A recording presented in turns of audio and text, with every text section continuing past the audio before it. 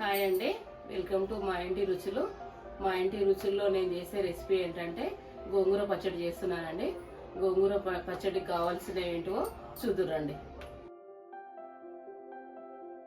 నేను గోంగూర పచ్చడికి ఒక 5 కట్టలు తీసుకున్నానండి గోంగూర. ఇంకా పచ్చడికి కావాల్సింది ఇంకా 3 టమాటాలు తీసుకున్నానండి. ఇంకా పచ్చిమిర్చి తీసుకున్నాను గోంగూరకు సరిపడా. మీరు గోంగూరను బట్టి మీరు పచ్చిమిరపకాయలు కారం ఎక్కువ తింటారా లేదా దాన్ని బట్టి చూసుకోండి. దానికి కావాల్సింది సాల్ట్, 2 ఎల్లిగడ్డలు పొట్టి తీసి పెట్టుకున్నానండి, 1 టేబుల్ స్పూను అల్లం వెల్లిపాయ పేస్టు, 2 టేబుల్ స్పూన్స్ నువ్వులు తీసుకున్నానండి. గోంగూర పచ్చడి కావాల్సింది ఇవ్వండి. మనం ఎలా తయారు చేసుకోవాలో చూద్దురండి. ఆయిల్ వేసుకున్నాను, 2 టేబుల్ స్పూన్స్ ఆయిల్ వేసుకున్నాను. జీలకర్ర ఆవాలు వేస్తున్నాను. అవి కొంచెం వేడి కాగానే అల్లం వెల్లిపాయ పేస్ట్ వేసుకోవాలండి.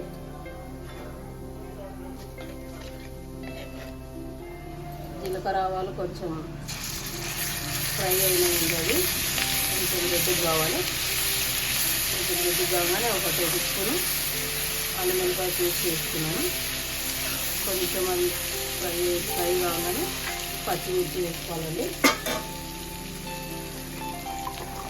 పచ్చిమిర్చి కూడా ఆయిల్లో మంచిగా ఫ్రై కావాలి.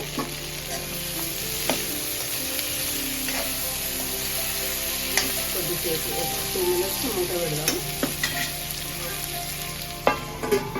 అంతలోపు పచ్చిమిర్చి ఫ్రై అయ్యేలోపు మనం టమాటాలు కట్ చేసుకుందామండి. పెద్ద సైజు కట్ చేసుకున్నా పర్వాలేదు, చిన్న చిన్నగా కట్ చేయాలని ఏం లేదు. ఇవి కూడా ఫ్రై కావాలి. ఫ్రై అయిందండి. పచ్చిమిర్చి కొంచెం ఫ్రై కాగానే మనం టమాటాలు వేసుకోవాలండి.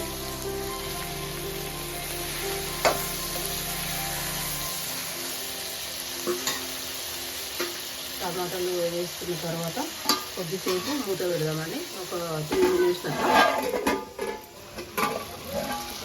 ఫ్రై అయిందండి. కలుపుకోవాలి. కలుపుకొని 1 టేబుల్ స్పూను పసుపు వేసుకుంటానండి. ఏ కూరలోనైనా 1 స్పూన్ పసుపు వేసుకోవాలి. ఇంకా గోంగూర వేసుకోవాలండి. ఇప్పుడు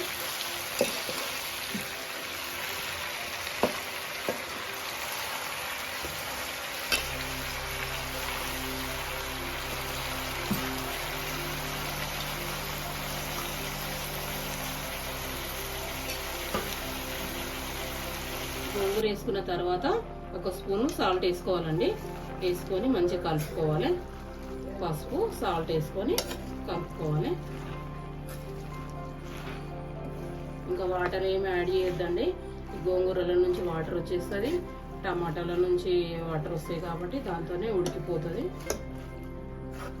ఇంకా మనం ఉడికిందాక ఒక 10-15 నిమిషాలు స్టవ్ హైలోనే పెట్టుకొని కుక్ చేసుకోవాలండి.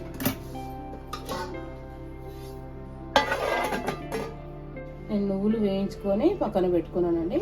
ఇవి చల్లారాలి. ఎల్లిపాయ పొట్టు తీసుకున్నాను కదా, ఇవి ఈ సన్నగా కట్ చేసుకోవాలండి. ఈ విధంగా పోపులో వేసుకోవడానికి పచ్చడి అయిన తర్వాత ఈ విధంగా కట్ చేసుకొని వేసుకోవాలండి. మళ్ళీ ఒకసారి కలుపుకుందామండి. హైలో పెట్టే కుక్ చేసుకోవాలండి. మనం మంచిగా ఉడుకుతుంది. ఉడికినాక కొంచెం చల్లారనిచ్చి పచ్చడి చేసుకోవాలి.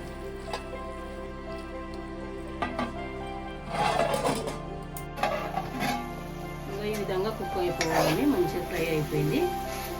ఈ విధంగా మంచిగా టమాటాలు, పచ్చిమిర్చి, ఆకుకూర ఇవన్నీ మంచిగా ఉడకాలి. గోంగూర కూడా మంచిగా ఉడుకుకోవాలి. ఇప్పుడు స్టవ్ బంద్ చేసుకొని ఇది మొత్తం పూర్తిగా చల్లారాలండి. చల్లారైనాక పచ్చడి చేసుకోవాలి.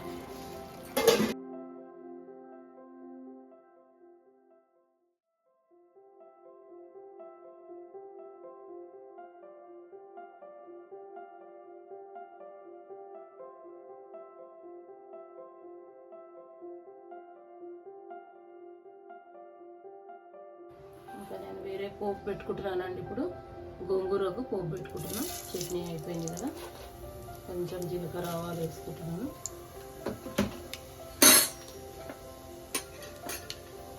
ఇందాక పొట్టు తీసుకొని కట్ చేసుకున్నా కదండి ఎల్లిపాయలు వేసుకోవాలండి. పచ్చడికి దీంతోనే టేస్ట్ అండి.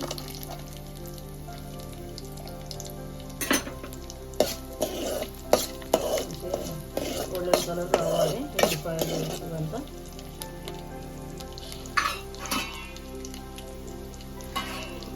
నేను ఎండుమిరపకాయలు వేసుకుంటున్నానండి, ఒక 4 కాయల. లాస్ట్ వేసుకోవాలి ఎండుమిరపకాయలు, ఇంకా నేను అలా అయిపోతుంది. మళ్ళీ కొంచెం కలర్ రావాలంటే ఎల్లిపాయ బిర్యానీ ఈ విధంగా కావాలి. ఇంకా బాగా స్మెల్ వస్తుంది, మంచి టేస్ట్ వస్తుంది ఎల్లిపాయలు వేయడం వల్ల. ఏ పచ్చళ్ళలోనైనా ఎల్లిపాయలు చాలా తీసుకోవాలి.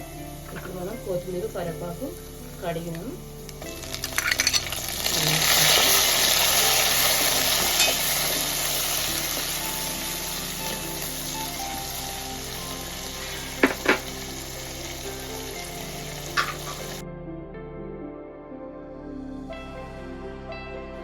గోంగూర పచ్చడి రెడీ అండి.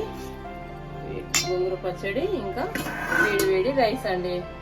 ఇదండి మా ఇంట్లో ఈరోజు గోంగూర పచ్చడి. ఈ వీడియో నచ్చితే లైక్ చేయండి, షేర్ చేయండి, సబ్స్క్రైబ్ చేయండి. హాయ్ అండి, వెల్కమ్ టు